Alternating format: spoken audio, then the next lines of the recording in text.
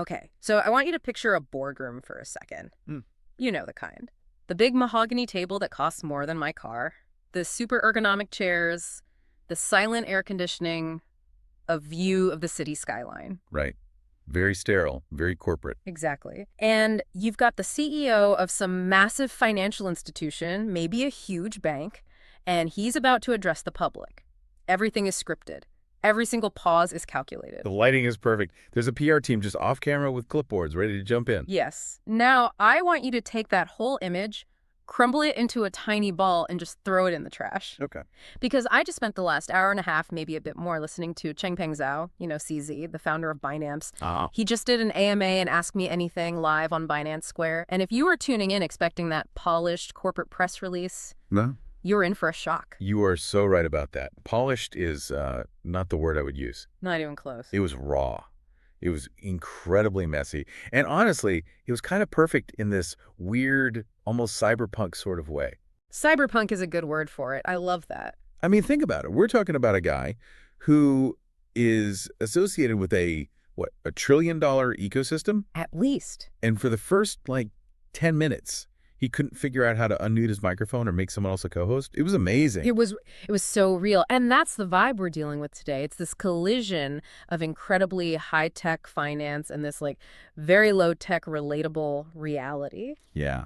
So we're going to unpack this whole AMA because I'm telling you, beneath all the glitches and the audio issues, there was a massive amount of signal in that noise. A huge amount. We absolutely need to talk about the water army, which is a concept that is frankly terrifying. We need to break down the logic of market manipulation that he laid out. And the tough love. We can't forget the tough love philosophy he dished out to traders who lost money. Oh, that was brutal. It really felt like a therapy session at points. A very blunt, no-nonsense therapy session. For people who are very, very upset about their portfolios. Yeah. But before we get into all the heavy financial mechanics, we just have to talk about the atmosphere. We have to set the scene. We do. Because usually when you listen to a figurehead of a major industry, there's this invisible firewall, right? Mm.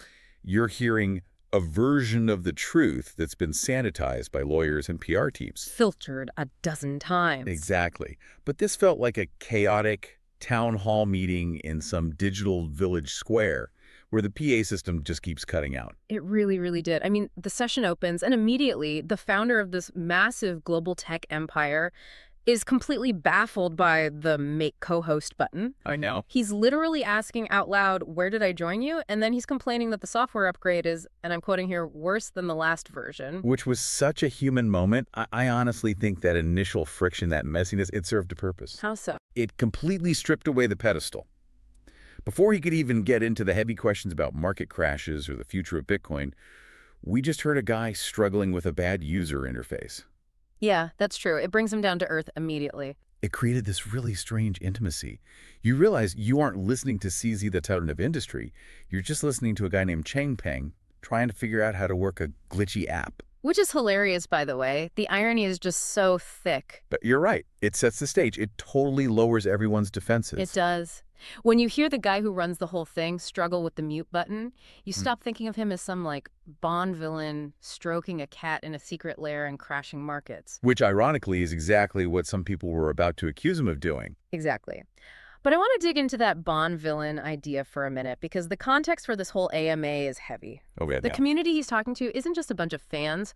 A lot of them are angry, they're confused. There's been a recent market crash, specifically the one that happened around October 10th. And the air is just thick with what they call FUD. Fear, uncertainty, and doubt. It's hanging over everything. That's the emotional undercurrent of the whole thing. Yeah. You've got people who have lost real money, people who are hearing these rumors that the exchange itself is betting against them, and they are demanding answers. So you have this technical messiness on one side and this very intense, almost hostile line of questioning on the other. It's a fascinating dynamic. But look at his reaction to the tech problems, though. That's what I was watching so closely. He didn't panic. No. He didn't start berating his team on the live stream or anything like that. He was just annoyed. Patient, but you could tell he was annoyed, like any of us dealing with bad Wi-Fi. Exactly. It grounded him before the storm of questions even started. It did. And once the tech finally decided to cooperate, for the most part, we got into the first real piece of substance. And I was immediately taken by the framework the first speaker laid out. Oh, the three groups theory. Yes. It wasn't just a question. It was this whole social theory about the crypto ecosystem. I actually made a note of this because it's a really solid data model for, like, any online community, not just crypto. Totally.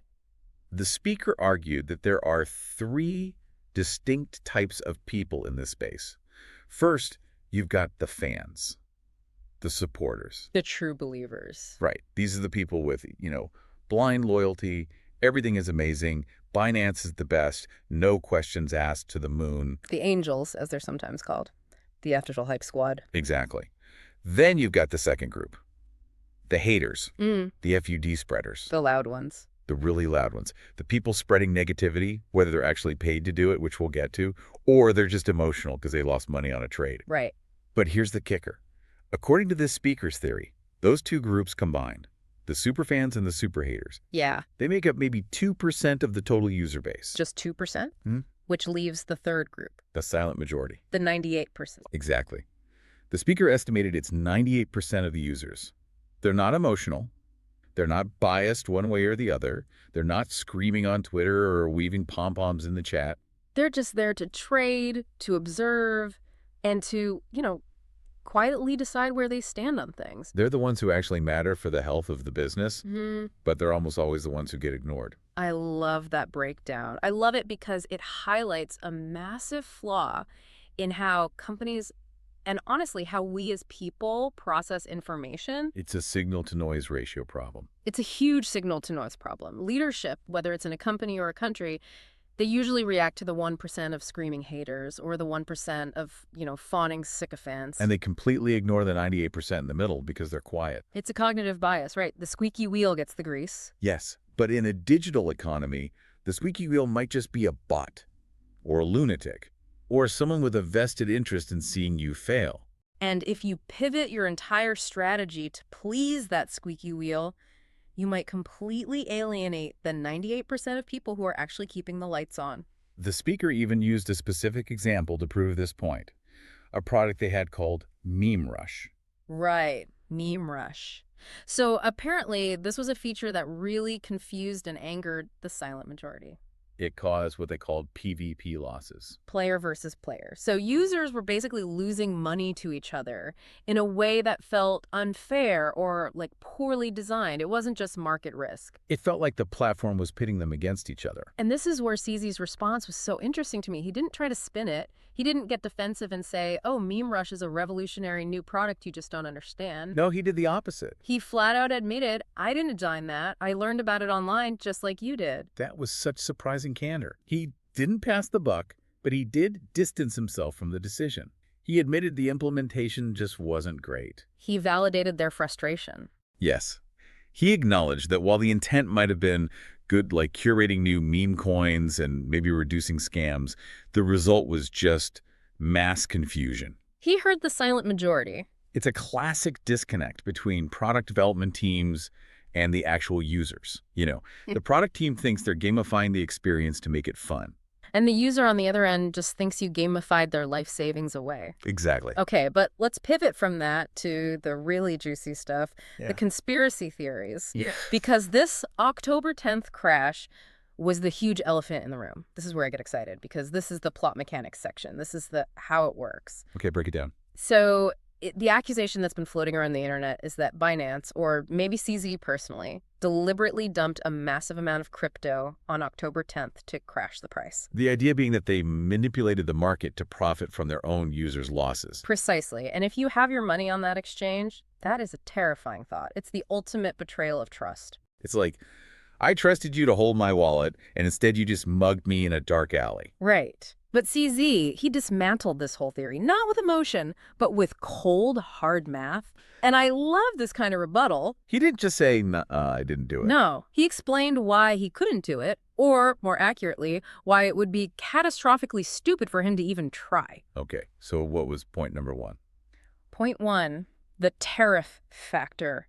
He pointed to the external trigger. The crash wasn't some big mystery. It happened right around the time maybe tariff announcements were being made. So macroeconomics. Pure macroeconomics. When governments start talking about tariffs, global markets get nervous and they react. That's just how it works. It wasn't an exchange glitch. It was the world economy doing its thing. So he's establishing cause and effect. It wasn't a secret red button in a back room. It was public global trade policy. Exactly. But then he gets into the second point, which is scale. And this is the part that I think people who believe these theories always forget. The sheer size of the market. Yes. He reminded everyone that the crypto market is a $2 trillion market. That's a T. 2 trillion. It's an astronomical number. To manipulate a market that size, to actually force the price of something like Bitcoin down significantly, you can't just sell a few coins. You would have to dump hundreds of billions of dollars worth of assets onto the open market. You have to try and flood an entire ocean. A perfect analogy. You can't just empty a bucket into it. And that leads to the third point, which he called the risk factor. Ah, the suicide mission. Yes. He called the very idea of trying it crazy. He said if you attempt to dump that much money to crash the price, you are taking a monumental gamble. Because the market could just absorb it. Or worse. If the market moves against you, if a bunch of other big players see what you're doing and decide to buy the dip, the price goes up while you're still selling. And you lose everything. You lose everything. You could lose hundreds of billions of dollars. He literally said, I don't know anyone crazy enough to do that. It's the mutually assured destruction defense. That's a great way to put it. Why would he risk burning down his own house and the entire neighborhood just to steal the furniture? It makes no sense. It really doesn't when you put it that way. And he also pointed out that Binance is a regulated entity now. A very important point. They have global regulators and U.S. monitors watching their accounts 24/7. They can't just do funky stuff in the back room anymore. The lights are on. The party's over in that respect. And I really took note of his tone during this part of the explanation. He wasn't apologetic. He wasn't defensive in, like, a weak way. No, he was almost like a professor. He was factual, almost to the point of being dismissive of the accuser's intelligence. He said something that really stuck with me. What was it? He said, if you live in those worlds in your head, you are unlikely to be successful. That was a sick burn, honestly. A total mic drop. But it's true, isn't it? It is. He's basically telling them, stop inventing these fantasy scenarios where I'm the cartoon villain and just look at the math. The real world doesn't work like a movie script where one guy pushes a button and the global economy collapses. But speaking of movie scripts and villains, we have to talk about the Water Army. The Shi-Jun. I was so fascinated by this concept. It sounds like something straight out of Sun Tzu's The Art of War. It really does. So for anyone listening who doesn't know, the Water Army, or Shui-Jun, is a term for basically paid trolls. An army of them. Yes. These are huge groups of accounts, and they're usually funded by competitors.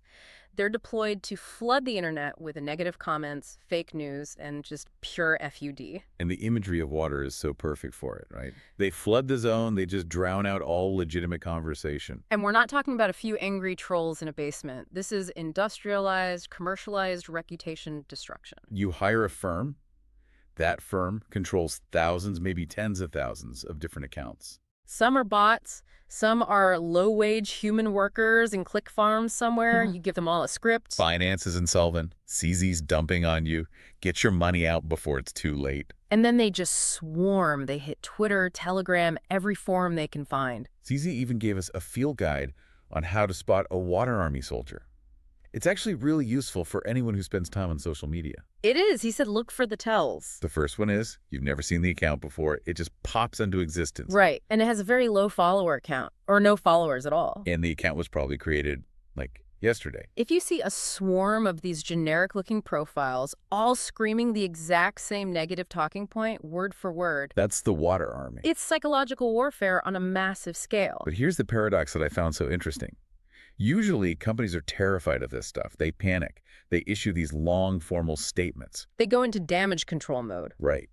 But CZ claimed that these attacks actually helped Binance. Which is so counterintuitive. It's the Streisand effect on steroids. Please explain that. He argued that the attackers are breaking the first rule of marketing.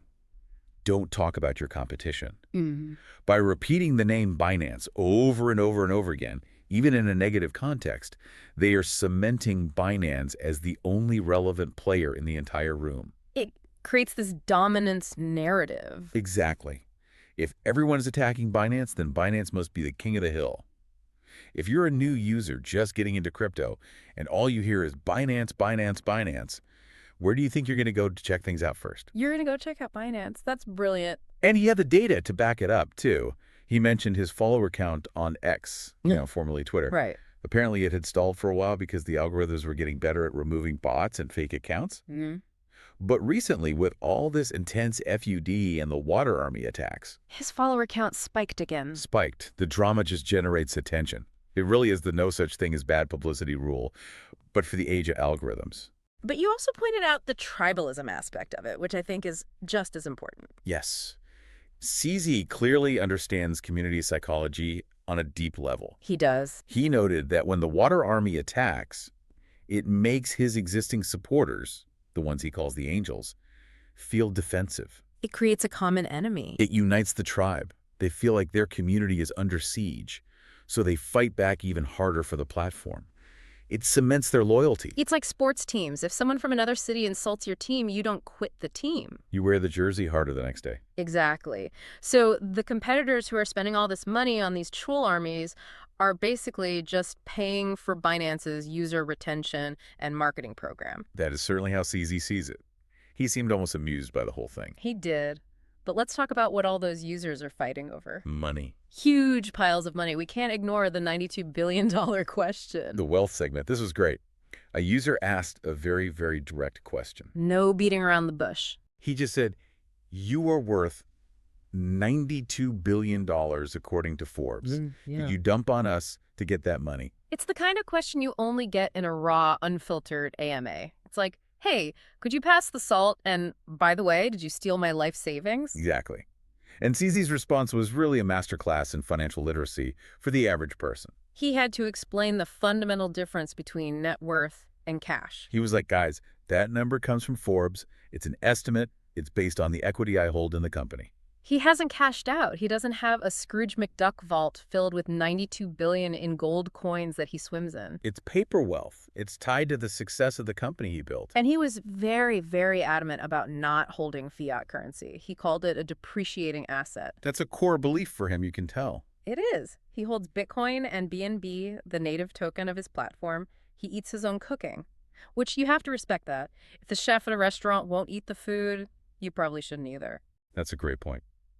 But speaking of assets, I loved the comparison he drew between gold and Bitcoin. Oh, that was fantastic. A caller asked about gold's recent performance. It's been hitting all-time highs and wanted to know why Bitcoin wasn't matching it in that specific moment. And CZ's take was so pragmatic. He obviously believes Bitcoin is the superior technology, the better long-term asset. Of course. But he acknowledged what he called the familiarity gap. It all comes down to the market cap difference. Gold is roughly, what, $10 to $12 trillion? Something like that. Yeah. And Bitcoin is roughly $2 trillion. So gold's market is 5 or 6 times larger.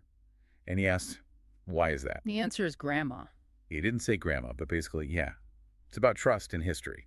Gold has been considered money for 5,000 years. It's ingrained in our collective psyche. Exactly. If a war breaks out, if the economy looks like it's about to collapse, people run to what they know. It's a reflexive reptilian brain safety mechanism. And Bitcoin is the new kid on the block. It's barely 15 years old. It's a teenager. A genius teenager for sure, but still a teenager. People don't trust teenagers with their life savings during a crisis. That's a really good way of putting it. It isn't just about what is better on a technical spec sheet. It's about what people trust when they are genuinely scared. But CZ thinks that gap will close. He sees it as just a matter of time and education. Now, while we're on the topic of the future, I have to geek out for a second on the AI trading segment. Oh, please do. Did you catch his vision for the user interface of the future? He basically said he wants to kill the trading interface as we know it. And thank God for that. Have you looked at a professional trading screen lately? It looks like the cockpit of an alien spaceship. It's just a wall of numbers and blinking lights. Candlesticks, moving averages, RSR, MCD, depth charts. It is designed to induce anxiety. It's pure friction. It's incredibly intimidating for a new user. So CZ's vision is to replace all of that with natural language processing. So instead of clicking a million buttons, you just talk to it. You just talk to it. You tell the AI, hey, convert 10% of my stablecoins into Bitcoin over the next 2 hours and get me the best possible average price. And the AI just does it. It figures out the timing. It splits the order into smaller pieces so you don't spike the market. It executes everything for you. That changes everything. It lowers the barrier to entry down to zero. If you can speak your native language, you can trade like a professional. But it also changes the psychology of trading, doesn't it? It removes the friction. But it also removes the emotional trigger of hovering your mouse over the big red sell button. That is a huge point. Pressing that button is a terrifying, visceral moment. Handing an instruction to an AI feels more detached, more like management. But does it remove the responsibility? And that brings us to the part of the conversation that, for me, hit the hardest. The tough love philosophy. This was the moment the temperature in the virtual room completely changed. It did. CZ said something that I think applies to way more than just crypto trading. He looked at the camera metaphorically and said, "You press the sell button.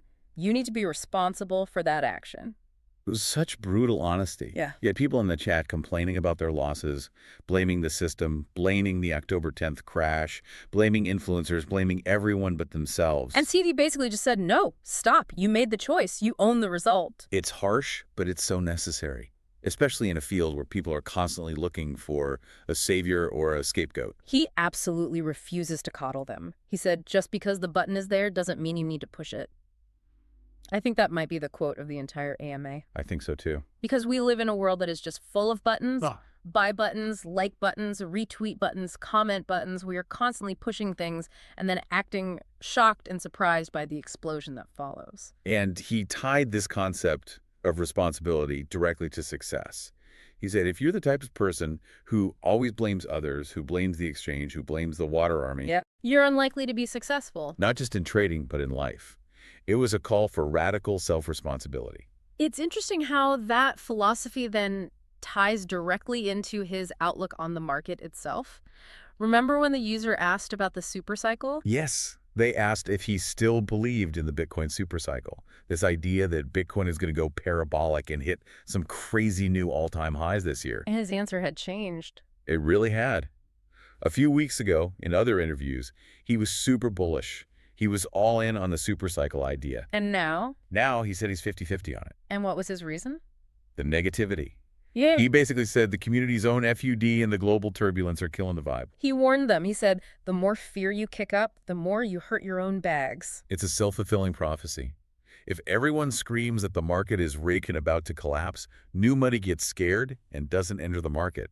And guess what happens? The market goes down. So he's telling them that their collective attitude has real, tangible financial consequences. Negativity isn't just a mood. It's a powerful market force. He's looking at the social sentiment data and saying, you guys are literally scaring away the bull market. Speaking of scary moments, we have to talk about the stress test. The dinner story. This was my favorite part. The anecdote that really stuck with me, this was back in December 2022.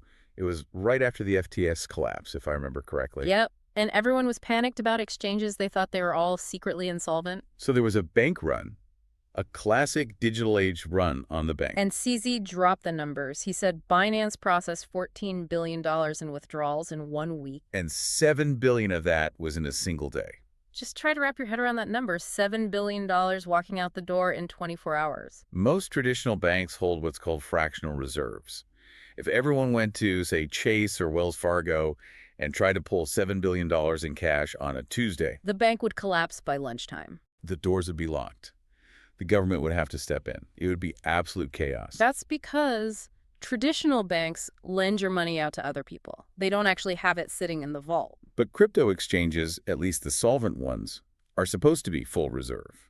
They're supposed to have the money just sitting there, one-to-one with customer deposits.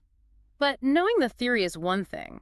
Seeing it tested under that kind of extreme pressure is something else entirely. And that's where the dinner story comes in. CZ recalls having dinner with some friends during the peak of this bank run. And his friends are panicked. They're looking at their phones, they're seeing the headlines, and they're asking him, shouldn't you be in the war room? Shouldn't you be, I don't know, freaking out right now? And he's just eating? He's just eating his dinner, calm as can be. That is the ultimate engineering flex. It's the ultimate confidence. He knew the system worked. He knew the reserves were there, 100% backed, and verified by these cryptographic things called Merkle trees. There was no fractional reserve magic trick. The money was just sitting there. So if people wanted to take their money out, they could take it out. There was nothing for him to do. He said, I can't do anything to help it, so I'm just having dinner. It's the calmness of competence. It really is. It's a contrast between anxiety and confidence. Anxiety comes from not knowing if the bridge you're driving over will hold. Confidence comes from knowing you're the one who built the bridge, and you used 10 times the amount of steel you actually needed. It's a perfect illustration of that. Yeah. And it makes you realize that while the front-end UI might be glitchy, like we joked about at the start, The back end, the plumbing, the vault. that stuff is rock solid. Which brings us to the broader connection here, I think. We've talked about the tech, the money, the trolls, but what does all of this mean for us, for you, the listener? I kept coming back to that signal versus noise concept. Me too. Mhm. We live in an era of water armies, and it isn't just in crypto. Not at all.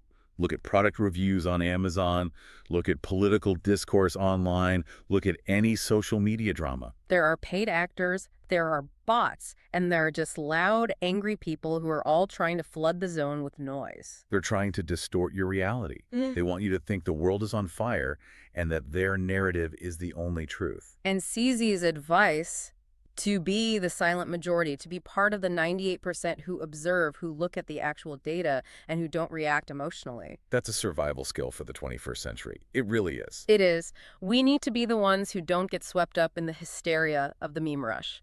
We need to be the ones who check the math before we believe the conspiracy theory. And on a more personal level, I really resonated with the responsibility piece. The button metaphor. The button metaphor. Think about arguments we might have in our own lives, or mistakes we make at work. It is so easy to say, well, the instructions were unclear, or you made me mad, or the system glitched. There are a million ways to deflect blame. But ultimately, you press the button. You're the one who said the words. You're the one who sent the email. Oof. Yeah. That hits home. Owning that is hard. It's so much easier to just blame the market conditions of our lives. But like CZ said, if you live in a world where nothing is ever your fault, you're not going to be successful. You give away all your power. That is deep. You press the button, you own the trade. I like that. I'm going to try to remember that next time I do anything stupid. And think about the dinner story, too. The ability to stay calm when everyone else around you is panicking. That is a superpower. It is. I'll be honest, if I knew $7 billion was walking out the door of my company, I would not be enjoying my appetizers. I'd be sweating through my shirt, pacing in a circle. I would probably be the friend at the dinner table asking to leave the restaurant. Like, can we please get the check? The bank is collapsing. Exactly, but that's the difference, right? Knowledge reduces fear. He was calm because he knew the math. We panic because we don't know the math. So the lesson is, do the homework so you can eat the dinner. I love that. Do the homework so you can eat the dinner. That's the takeaway. So what's your final verdict? We've parsed the whole thing. Yeah. Where do you land on CZ and this whole ecosystem after hearing this deep dive? You know, I really appreciate the human element. I do. It's so easy to dehumanize these tech moguls and see them as just, avatars of wealth. Right. But he felt like a guy who is genuinely tired of all the noise, but is still willing to sit in the fire and answer the tough questions. He didn't dodge the hard stuff. And I like the little details, too, like when he acknowledged the request from users for subtitles, specifically for the Pakistani and Indian users. Eric's got that too. It showed he cares about that silent majority, about making sure they get the tools they need so they don't get left behind. He knows that language can be a huge barrier, and he wants to fix it. That kind of inclusivity really matters. It does. It shows it isn't just about the big money whales, it's also about the regular users who need subtitles in Pakistan. For me, though, I have to say, I respect the builder mindset he has. You kept coming back to that. Over and over. I'm not a trader, I'm a builder. And it shows. He isn't obsessing over the daily price charts. He's obsessing over the infrastructure. The plumbing. The plumbing. The glitches in the app were funny, sure, but the fact that the underlying system processed billions of dollars in a day without failing, that's the real story. I leave this feeling bullish on the technology, even if the super cycle is a 50-50 coin toss right now. I just like the mechanics of it. I think the closing thought here for everyone is pretty clear then. What's that? In a world of $2 trillion markets, sophisticated AI trading bots, and literal armies of paid trolls, the most important asset you have isn't Bitcoin or gold. It's your ability to keep your head. Exactly. Keep your head when everyone else is losing theirs. Keep your head, check the data, and own your button presses. I couldn't have said it better myself. Thanks for diving in with us, everyone. We will catch you on the next one. Bye, everyone. Stay safe out there.